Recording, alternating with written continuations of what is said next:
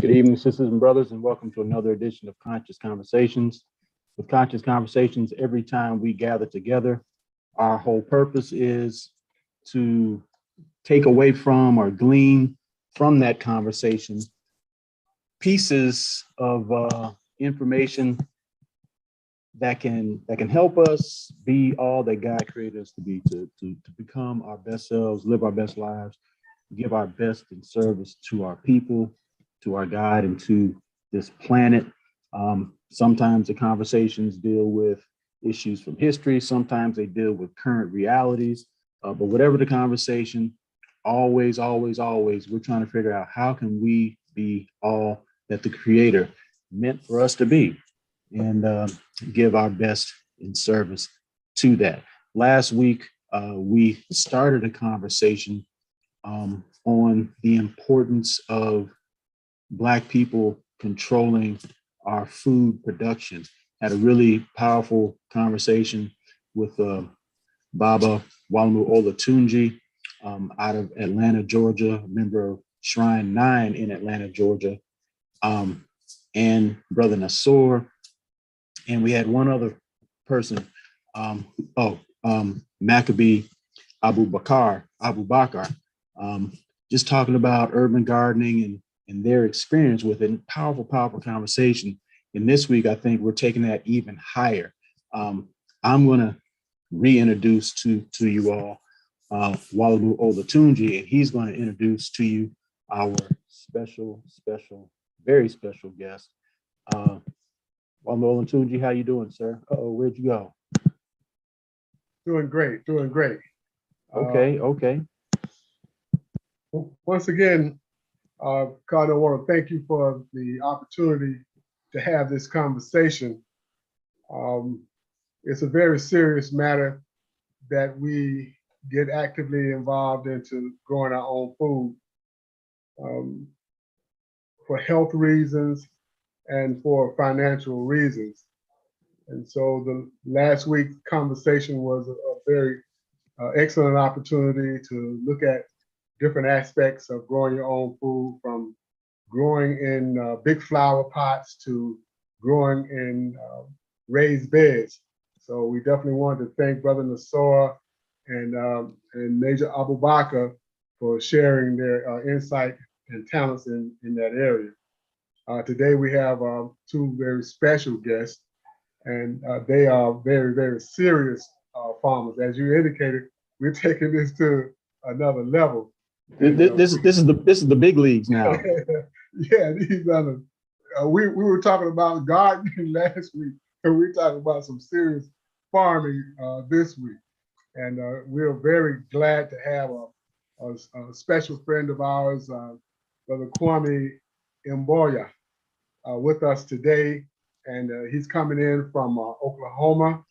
And we're very glad to have him. And so he's going to talk to us about what he has been doing with farming out in his area. So, Brother Kwame, I got the little slide presentation. You want me to show that first? How you want to roll? Oh, you can present that first. Okay. I set up your PowerPoint with the slides you sent me, and it's got about an 8-second pause between each slide, but you can go ahead and narrate through it and then finish up as we move forward. So I'm going to share my screen, Carter.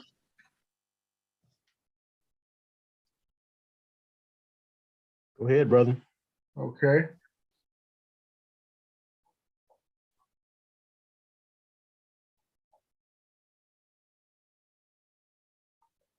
All right, Brother Kwame. Okay, my name is Kwame Mboya. I was an active member of Shrine 9 for 25 years. I moved back to Oklahoma, my old home state. Now, what you see right there is our hoop house. This hoop house was presented to us by the Oklahoma County Conservation District. It's a $13,000 structure. It is 30 by 60, and we grow a whole lot of stuff in there. So that's like a $13,000 structure that they gave to us. Now, we farm on an acre and a half. We are definite urban gardeners.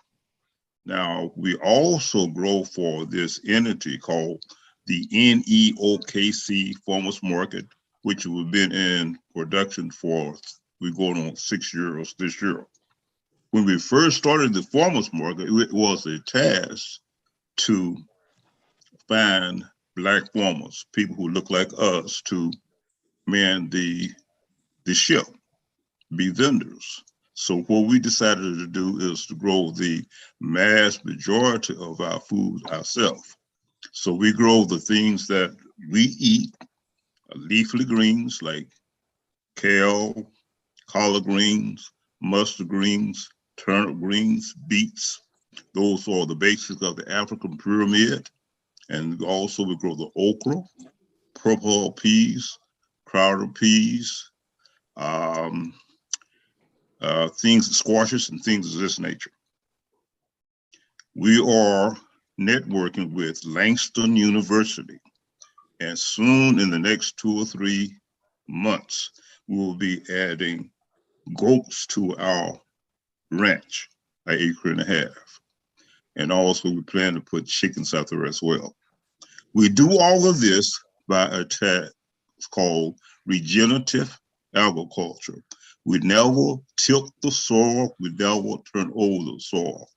The only thing we do is enrich it with high nutrient compost. And we get the weeds off and we put the compost down.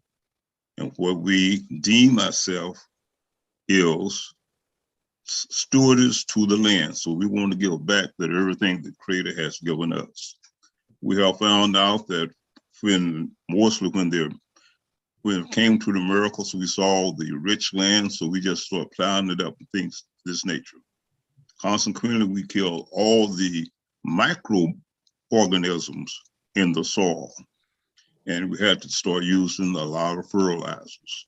And this technique, by using high-grade compost, we are constantly adding on to it. We're not disturbing the microorganism in the soil at all. So we enrich the soil at all times. And we have been getting outstanding results. We normally start all our food products. We start them as seeds, transfer them as seedlings, and then we transfer those out into the field. Everything we start with seeds, we try not to buy anything because we can buy a package of seeds, maybe $2 or $3, and plant 100 seedlings. So it's saving us money there. We take those seedlings and we put them into the field. As you know, in the USDA, it's usually divided into 2 particular growing seasons. The cool season crops, which are most likely leafy vegetables and things of nature, and also the hot season crops, our okra and our watermelons and squashes and tomatoes and things of this nature.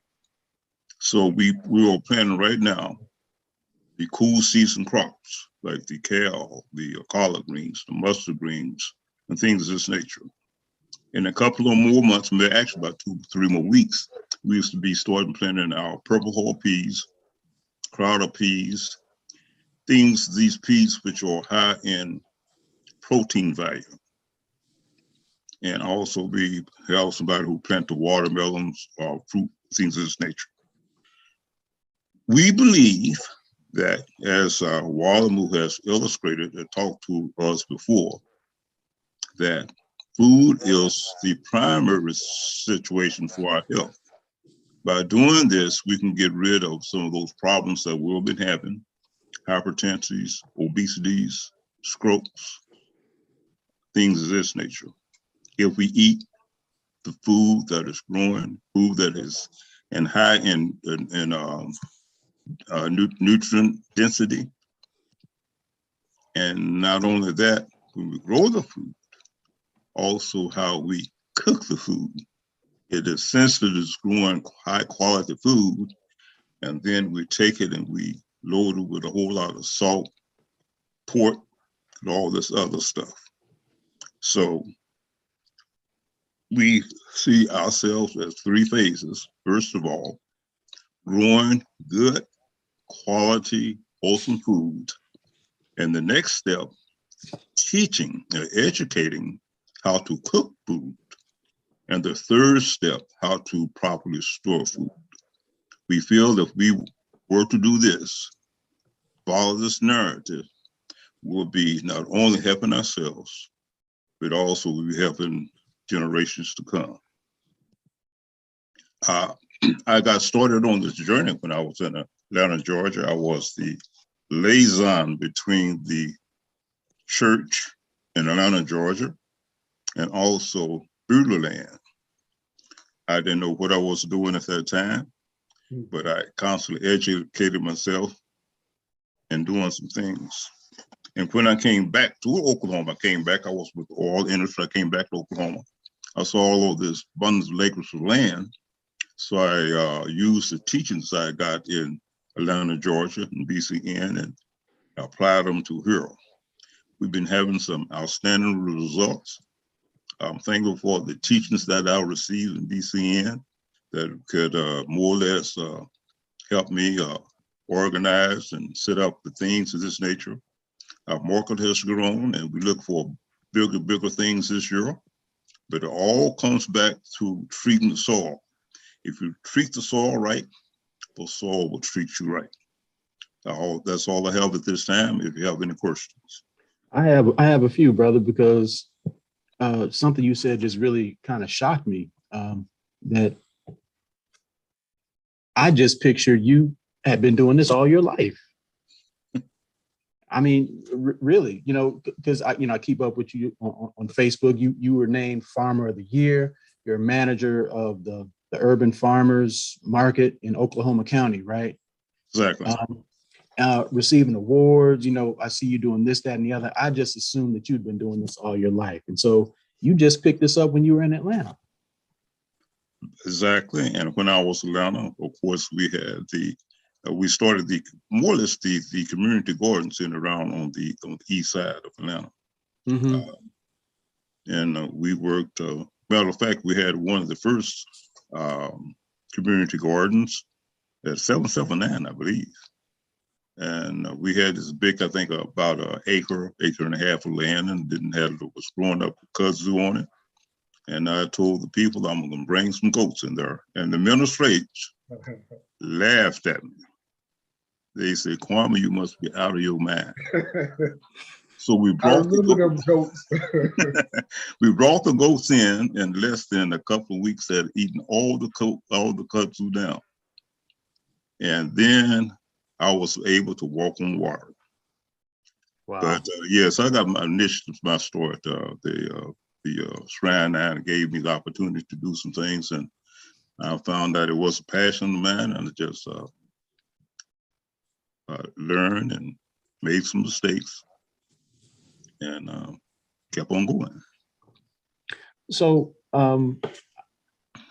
excuse me, Walima, I know you want to ask, I just want to ask one more question before you ask a few.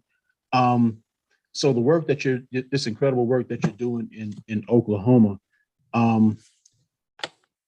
you talked about the different stages. You talked about the growing and then the teaching and then teaching folk how to cook properly. But you brought it all back to like our history as an African people. Can you talk a little bit more about that connection, our history, and what you're doing right now? Sure.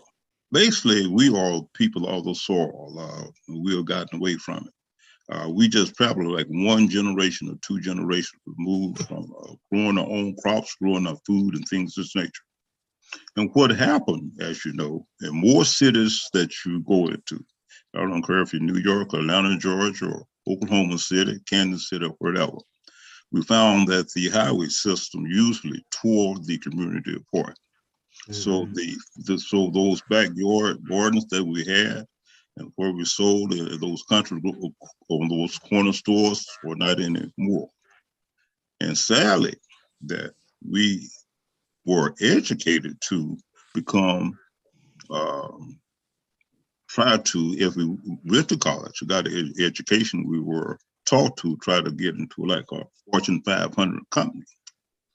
And we saw like the growing food was probably below us. So we lost the idea, or we lost the concept in growing food. Now we say that once we stop growing food, then we really become dependent on somebody else. So we taking this thing to not only to growing food, food justice, food sovereignty, and things of this nature. So we were trying to get back to what Dr. Washington and Tuskegee started growing food and treating the earth in the very good way and things of this nature. So it really involves what we're talking about. Not only, I hate the word survival, so you ask the brother or sister how they're doing, they say, I'm just surviving. We want to move forward in that, where we are more or less productive people. And in doing that, in my concern, I think we have to start growing and producing our food. Now, it's a shame, it's a tremendous sin on us to really be dependent on anyone else, asking other institutions to help to provide for us. In Oklahoma City, during the summertime, you can more or less find on every corner somebody giving away food, some institution giving away food. Wow. That isn't helping us at all, because if we accept the handout, then we get farther away from growing quality food. And the food that is usually given to us, given to our community, somebody's getting rich off of it. Somebody's making profit off of it. And most of the food that we were receiving is low quality food. But if we grow our own food, of course, we'd be knowing what we're growing, and we'll be assured that it's good quality food. Yeah. So the whole thing we'll be doing, we'll be growing food, and we will be helping the community out. The money that we usually give to the supermarkets and things of this nature, we start giving it back to the community, helping the farmer.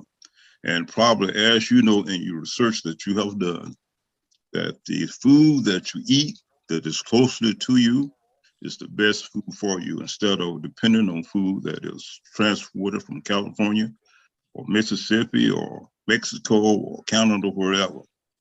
We need to start growing food that is really close to us, and we can do it. If you backyard garden or a container garden, or if you have a little piece of property, you don't have to have a lot of property to grow food. 10 by 10, you can grow some your own stuff. You have some excellent people, particularly in Atlanta, Georgia. You might have heard of like Bobby Wilson, who is an excellent agriculturist. I don't know too much about Houston, but we have people in our community.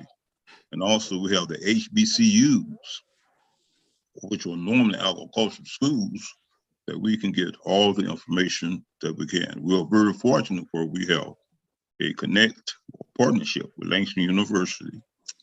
And also we have partnerships you can get with USDA Department.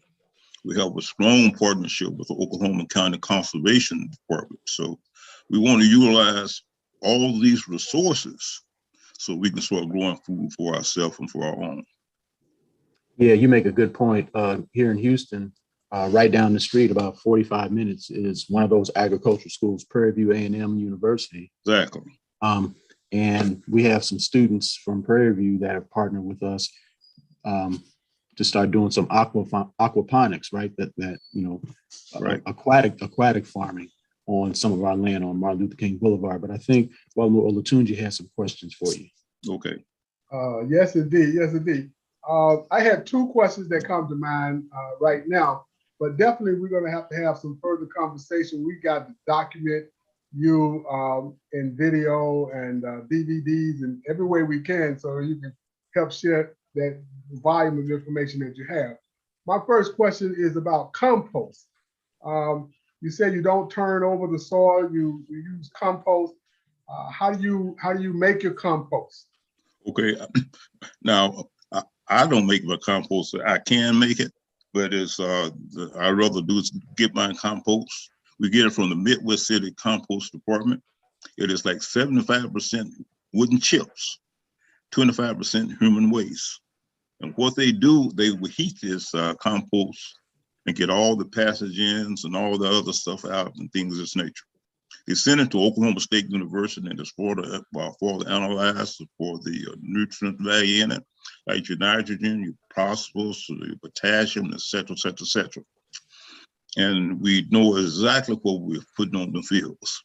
They send it to also another city called Ada, Oklahoma, where you have another institution. So we know exactly what it is before we put it on the ground. Only thing we do is, first of all, gather the weeds off of it and put compost down, and we plant in the compost. This the whole system called regenerative agriculture.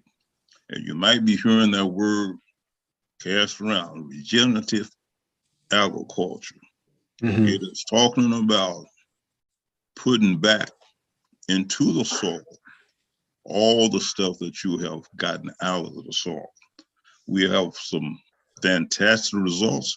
I was trying to get some more information to Wale Olatunji about showing you what we have done out in the field, and I'll get those to you, and you will see our greens, our purple hull peas, our okra.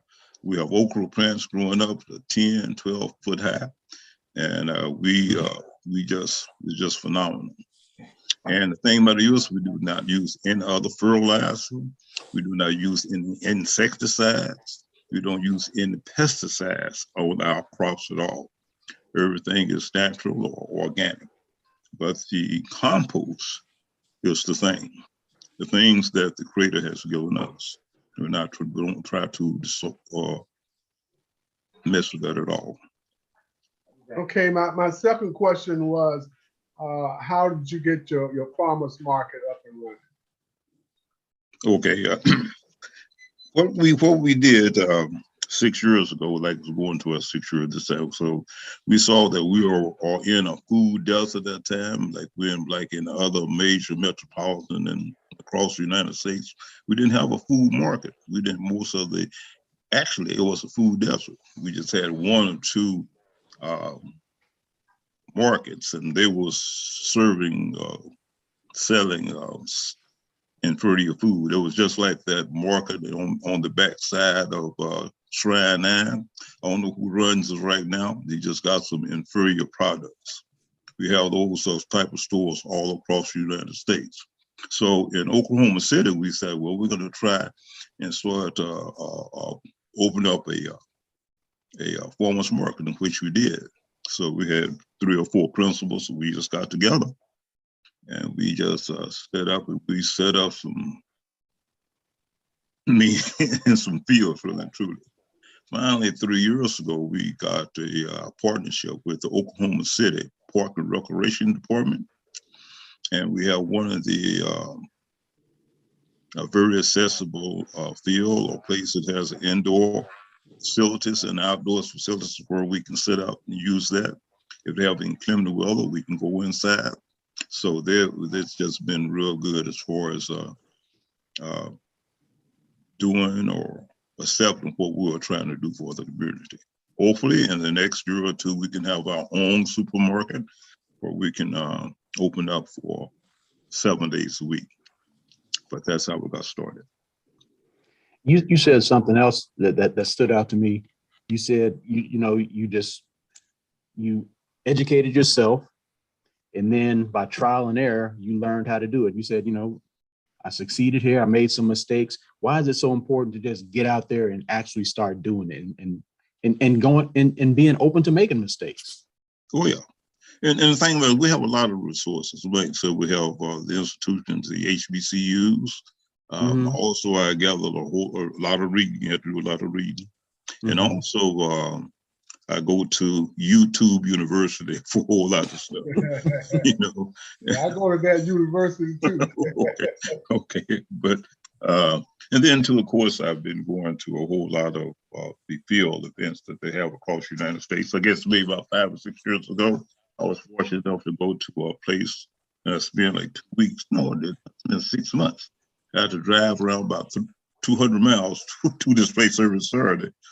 And be there at like 8 o'clock. And they educated us about the urban agriculture. And of course, you attended a lot of classes too. But yeah, it's just basically teaching and learning from yourself and being open to the resources that are available to us. Yeah. We have the resources available to us. The only thing we have to do is utilize it. Yeah. Your whole story is a celebration of personal commitment and dedication to making something happen, to not sitting back, complaining and waiting on someone else to do it, but standing up and doing it yourself. So we really appreciate you and the work that you have done and continue to do. And speaking of that, YouTube University, we're about to go there right now. If y'all don't mind, I have a video clip I want to share. We're going to check it out. Then I want to get your responses from it. So let's take a quick trip to what you call it, YouTube University. Here we go, y'all. Okay.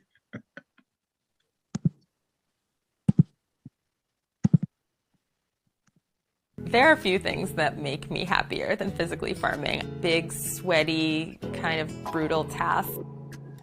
I think I've always known in some form that this farm and this work around connecting people and land needed to exist. You wanna be free of your anxiety, just so catchy. I think the wind likes it.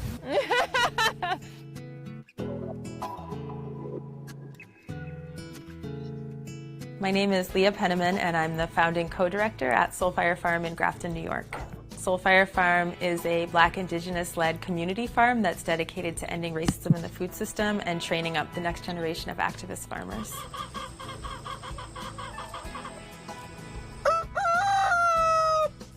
Between 1% and 2% of farms are Black-owned, which is down from a peak of 14% of Black-owned farms in 1910. And this is not because Black folks don't want to farm. This is because of a whole legacy of discrimination, of institutional racism. I grew up in a small rural town called Ashburnham, Massachusetts. I'm the oldest of 3, and we were, for most of our childhood, the only brown kids in our entire school. And we experienced just a lot of social exclusion and racial bullying. It ranged from taunting, being called names, to assumptions about our intelligence. The land and the forest were a salvation for me. I attended every single farming conference that I could afford to go to. But by my late teens, early 20s, I started to get disillusioned because I'd look around at these farming conferences and all the presenters were white, and I looked around and there was only a handful of people of color.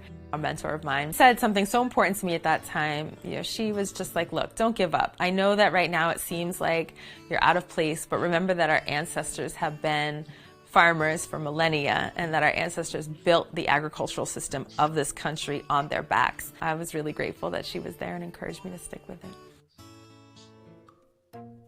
My partner Jonah and I were living in the south end of Albany, New York with our then infant children, Nashima and Emmett. And despite our master's degrees and over a decade of farming experience, found it impossible to get fresh food for our children. There were no supermarkets, no farmers markets, no available community garden plots. The only food is a corner store, a liquor store, and a McDonald's. This system of segregation is termed by the government a food desert. To us, there's nothing natural about apartheid. So we call it what it is. It's food apartheid. It comes out of a legacy of redlining and housing discrimination, of divestment from communities of color, and has resulted in the situation today where if you're white, you're 4 times as likely to have a supermarket on your block than if you're Black. You're more likely to have diabetes, heart disease, and other diet-related illnesses, not because you don't know how to eat, but because there is a scarcity of affordable, culturally appropriate quality food that's accessible. And so we work to establish a community garden right on the corner plot near our home. So when our neighbors found out that we knew how to farm, they encouraged us to start the Farm for the People. And the idea for Soulfire Farm was born. We purchased the land in 2006, and it took us 4 years to transform this marginal, degraded, and vacant land into human habitat and suitable farmland. And we opened the farm in 2011 with a small food distribution program that went right to our neighbors in the South End.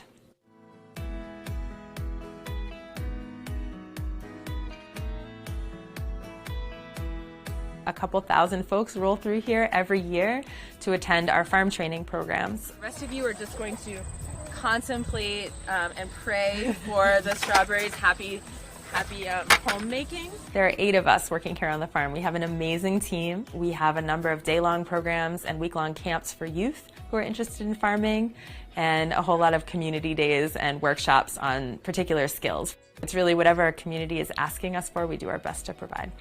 Our most popular is the week-long BIPOC Fire, stands for Black Indigenous People of Color, Farming in Relationship with Earth.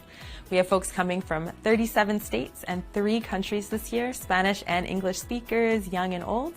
And we spend a week together doing hands-on-the-land training. We have a number of courses on business management, marketing, as well as crop planning. If you count everyone who's gone through any program, we have over 10,000 alumni.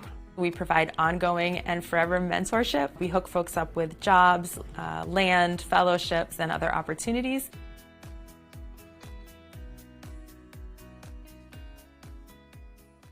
You know, land is the place where the lynchings, the beatings, the enslavement, the sharecropping took place. And so there's no way to escape the trauma associated with that. And so a big part of what I and we are trying to do at Soulfire is to reach back across the narrative of the hundreds of years of land-based oppression to Cleopatra's, compost piles and the raised beds of the Ovambo people in Namibia, to reach back to the work of Dr. George Washington Carver, creating regenerative agriculture, and Dr. Booker T. Watley with Farm to Table. So to really reclaim the dignity of it is super important.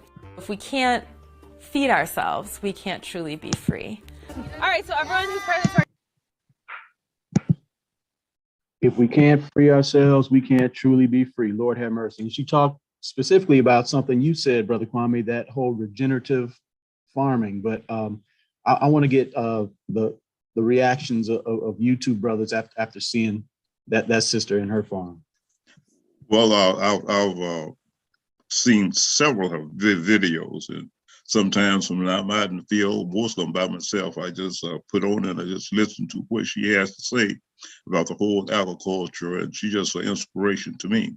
Many times I just we're out in the field and I put on her and I listen to her and what she's doing, and like I said, she's very, very inspirational in all she does. Regenerative agriculture. She also mentioned compost, and I can emphasize that enough. Compost. I know in Atlanta, Georgia, they give that stuff away free. Wow. They have piles and piles and piles of compost that they give away free. So you don't have to go and buy some compost, and maybe about 3 cubic yards costing around about $15 to $20. You can go, I know in Atlanta, probably also in Houston, just give it away free. All you have to have a pickup truck and go get the stuff. Mm-hmm. Okay. And man, and I swear by the compost, just put it on the soil. You don't have to, that's your instant fertilizers. You don't have to be worried about a whole lot of, you're gonna have to do chop some weeds and true enough. You're gonna have to get sweaty there. But also she mentioned 2 other pioneers in agriculture. That's Dr. Carver, and also another guy, I forgot his name, but both of them were out at Tuskegee University. Mm-hmm. So, that is, Tuskegee is probably maybe an hour and a half from Atlanta, Georgia. You have, what's the other university south of Atlanta, Georgia? But anyway, Fort Valley State. Thank you, Fort Valley State. I'm so glad that our second presenter, Queen Abiadan, has shown up, and I definitely want to give her her time. And I want to start off with a video clip I downloaded, Abiadan, from your website, and then you can jump in right after that, okay? Sounds good. And then you can introduce the other guest star that's with you also. Yes, indeed. Okay.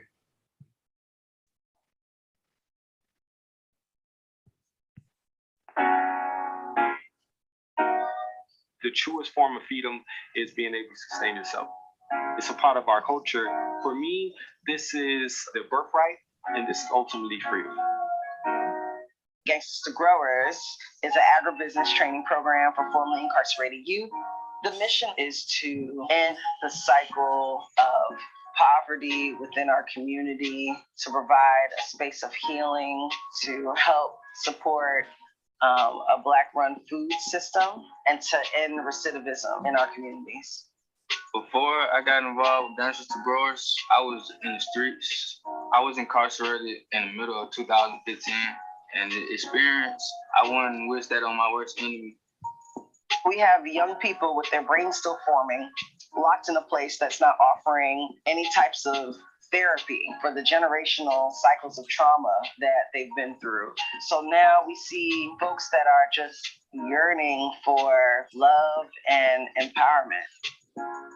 The neighborhood prostitute came to me and she said, in a neighborhood of death, this garden is life. And that actually took me to tears. There's life here. There's tons of life. A lot of times people let me know that the first time they seen a sunflower was in this garden. I joined Gangsters to Growers in 2016. I learned people skills. I learned seeding, growing, harvesting, composting. It has taught me that I can grow food myself because I've seen it done.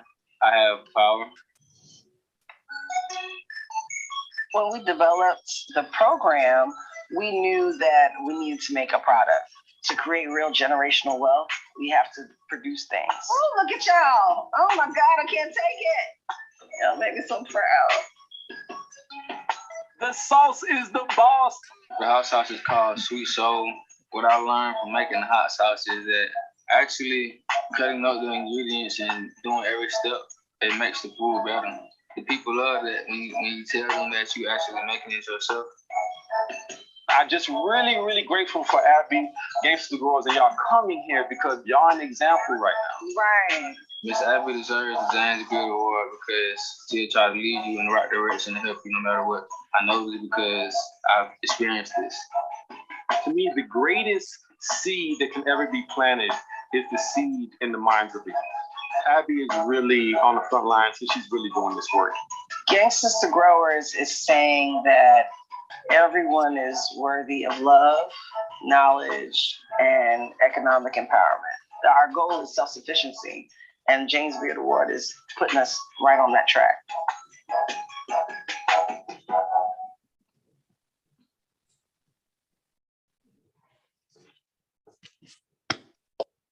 Yo, I'm girl, speechless. you go. I'm speechless. Whoa. No, come on off mute, sister. Unmute We got to yourself. hear from you. Amen. Yes, greetings. I thank you for showing that video. And I apologize for being late, been running around with the youth and my phone was dead. So thank you. We're just like, kind of like what the Shrine has been about. It's really about empowering our community. We see young people, the ages of 16 to 25. They're the ones that mostly are getting shot and killed, killing each other. They are, when I go to the courts, to help one of the youth or whatever, that's the demographic that's there, right? Mm-hmm. On the other side of that, working with Black farmers, I really quick, how many minutes do I have so I don't overtalk?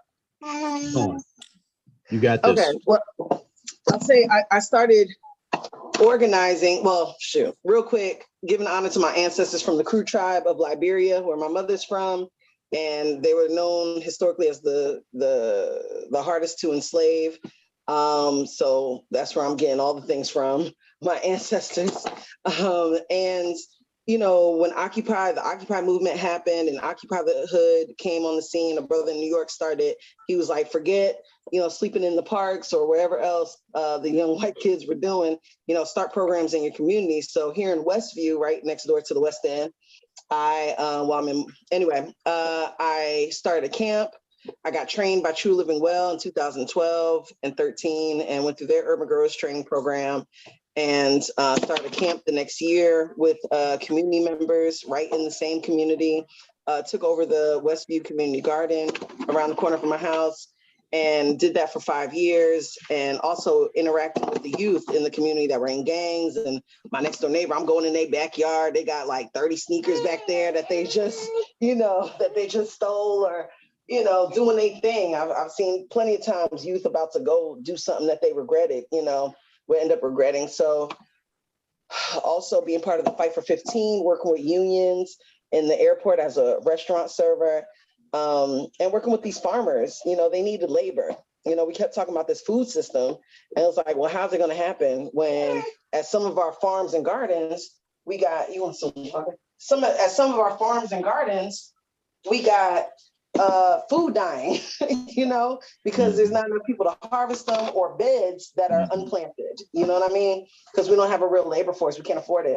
So, learning from all those different experiences, I created Gangsters to Growers in 2016, where we started out with a 1-month pilot program and 6 youth, and they were paid $1,000 that month to learn how to grow food. And we added, thinking about the camp that we created and what is needed in our community, we added yoga, group therapy, political education, so they can learn how to navigate local government and understand past movements, nutritional cooking classes, financial literacy, parenting classes, fitness classes that I need to take more part of.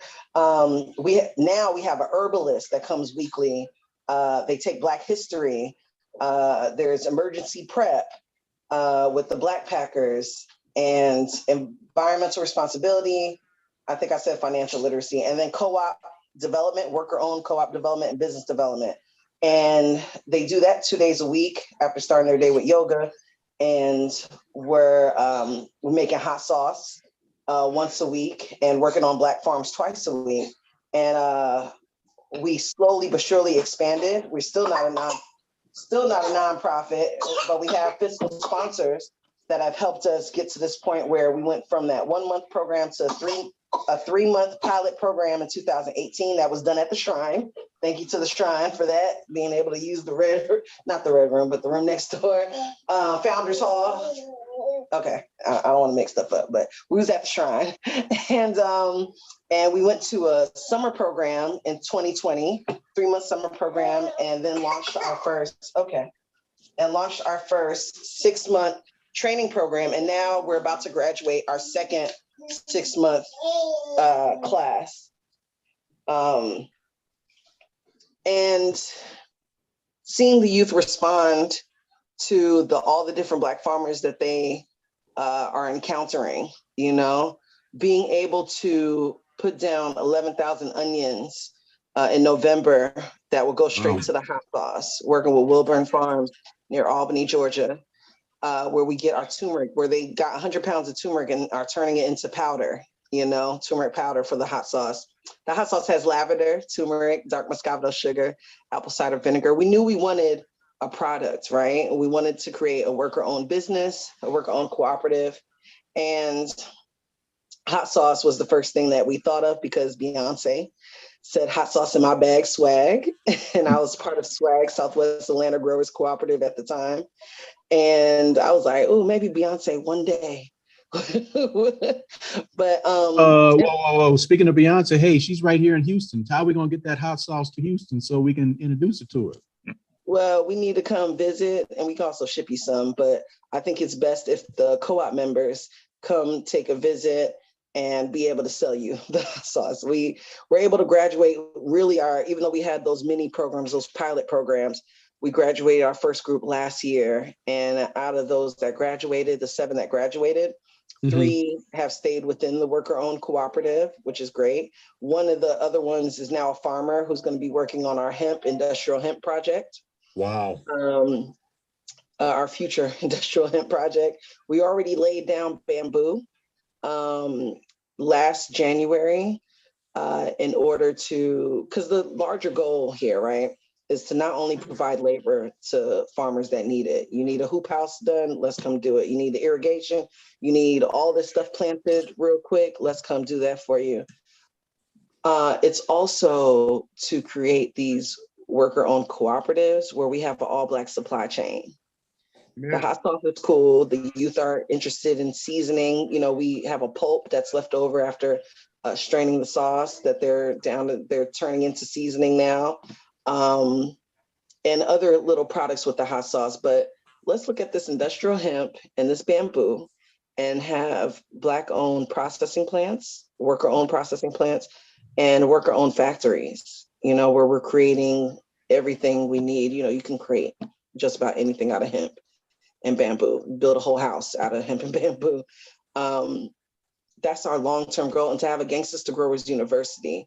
So we're hoping with some money and, you know, some reparations is what we tell the white folks that are intrigued by our program and interested is we need these reparations to fix this American-made problem.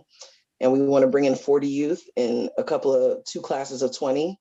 And each year after that, bring in 20 more until we cap at 100 and 5 different classes of 100. So while one group is at the farm, another group is at a different farm, or they're doing their day of classes, you know? And we just have Black folks of all different ideologies that teach all these different classes and are pouring in to the youth. Thank you, Baba Olatunji, for, you know, when we were at the shrine, for doing a history class for us and teaching them about the history of the shrine and other things. We just, you know, it's really a village. We're trying to bring back the village because we realize that we're divided by class and by knowledge in the Black community.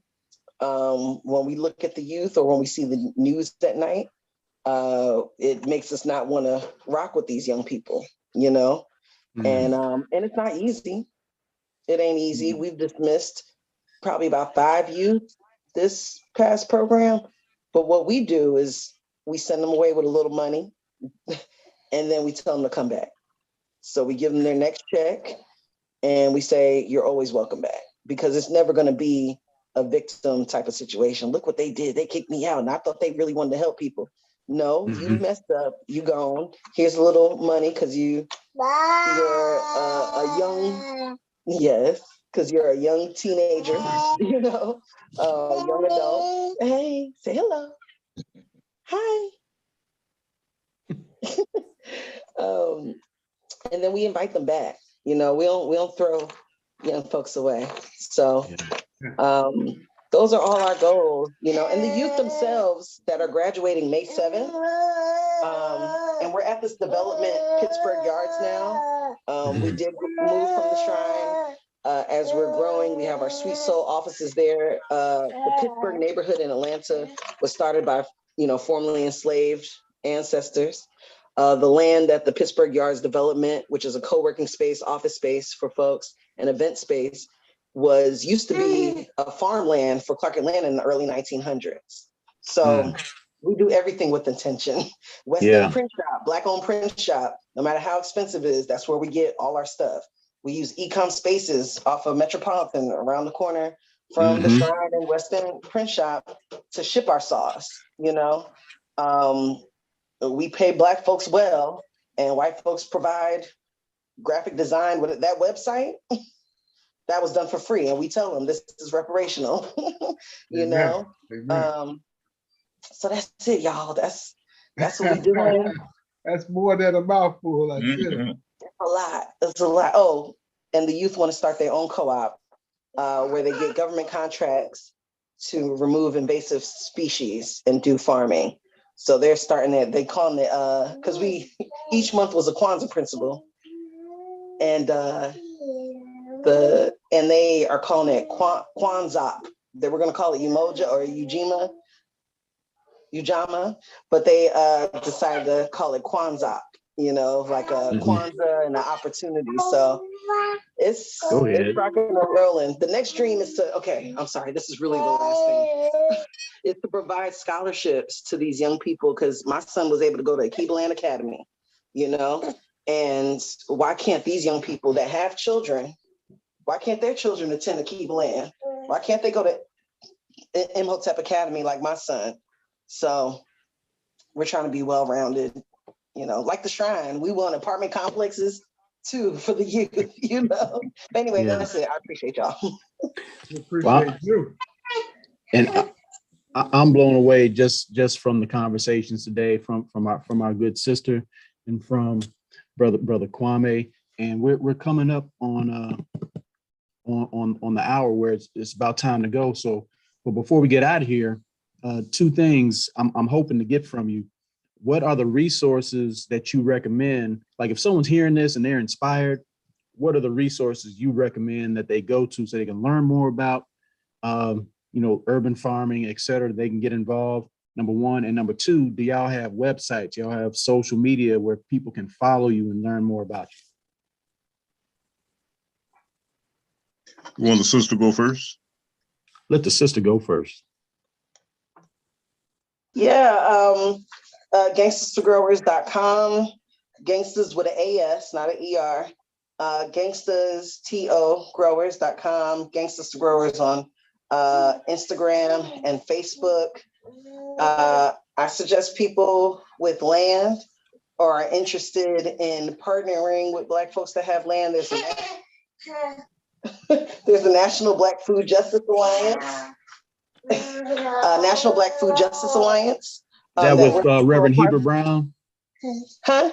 Is that with Heber Brown out of Baltimore? Sister Hakima from Detroit. Yeah. Good sister. Yeah, I know who you're part talking of it with the Detroit Food Security Network. Good sister. So I was able to meet her at a conference, and so check out that. And I'm going to blank. My day has been long, but to the brother, the Baba Kwame. Well, thank you. We do not have a website, but you can follow us at the Neokc Farmers Market. That's where all the information about the Farmers Market is. And also that's also about our farm, which is Life Changes and Wellness Center Urban Farm. It's located in the middle of Oklahoma City. Only thing that I would like to add to this, a lot of times we just say we're going to teach the youth. But my thing, it's the generation between 18 years old and 92. If they don't see us doing something about this plight that we're in, they're not going to do it themselves. Thank you for the sisters for encouraging the youth that she has. I don't know where she is, but that was very inspirational for me. But we have to get out there and get our hands dirty. But the thing about agriculture, everybody don't have to be dirt farmers like me. We can help people who be in the administrative end. We can help people who are sending commodities all over the United States, all over America, all over the world. Like the person who founded the shrines of the Black Madonna.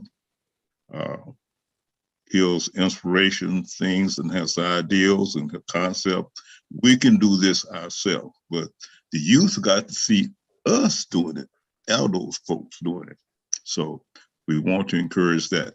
And one more thing, that when I was in Atlanta, Georgia, and I set up a few community gardens around there, but the most successful one, you can see it right off of 20. They had a plot around about a couple of acres, but the minister and his wife took charge of it. And they were out there more than the congregation, make sure that structure would survive. And matter of fact, it did real well. But we have the resources in our community, the HBCUs.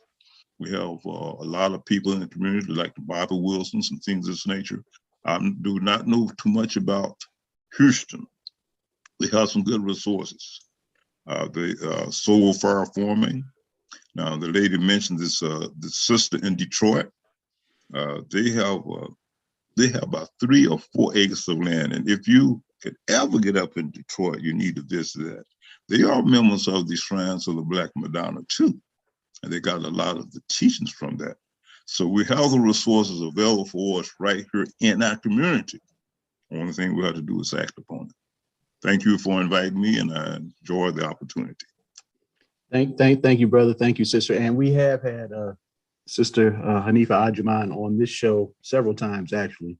And, Lord willing, we'll have her back because we want to continue this conversation. I'm just really inspired, Brother Kwame, Sister Abiodun. Yeah, just inspired. And please help me out. If I said your name wrong, please correct me. Abiodun or Abiodun. And my Got it. nickname's Abby, so it's all good. All right. Blessing to meet you. Walamu Olatunji, man, you are the brother putting things together. I really appreciate you. You have any final words before we get on out of here, Walamu? Just want to thank you again, Connor, for allowing us to have this format, and definitely our presenters today. I'm so deeply moved and inspired. And I'll just end by saying one of our greatest resources is a 4,000-acre farm that's bought and paid for, Buellland Farm. And we got to take all these skills and ideas to Buellland. And I know that the Maccabees, I'm glad to see Brother Dawoodi on with us. They're working on some projects right now. So we're moving in the right direction. Thank you. Amen. And I can't wait to get some of that hot sauce from gangsters to growers. I cannot wait. Lord have mercy. But again, thank everyone, all you panelists and whoever's out there watching. Thank you for giving up some of your Friday evening to participate in Conscious Conversations. We hope you got something out of it. Well, we know you got something out of it. And so again, thank you. We invite you back next week, every Friday, same time, same place. But when you come back next week, we just ask that you bring a friend. And between now and then, my prayer is that each and every one of us do those things that will allow us to move closer and closer to becoming our best self and giving our best self over to the world. And I'll leave you with this word, Amanla, which means power. God bless y'all. Stay Black. Thank you.